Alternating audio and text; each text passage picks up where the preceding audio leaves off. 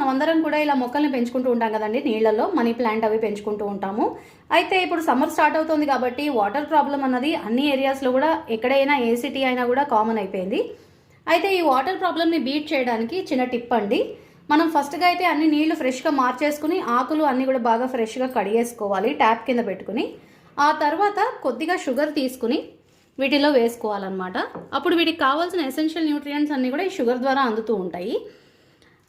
మనం నీళ్లు కొద్దిగా తగ్గినప్పుడు వీక్లీ వన్స్ పైన టాప్అప్ చేసుకుంటే నీళ్లు సరిపోతుందన్నమాట.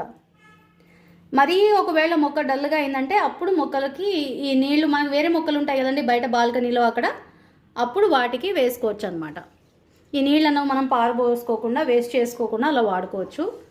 అండ్ అలాగే బయట కుండీల మొక్కలకి అవి కూడా నీళ్ళగా కూరలు కడిగిన నీళ్లు అవన్నీ ఉంటాయి కదా, అవన్నీ కూడా మనం పోసేసుకుంటే వాటర్ ప్రాబ్లమ్ని మనం బీట్ చేయొచ్చు. మొక్కలు కూడా హెల్తీగా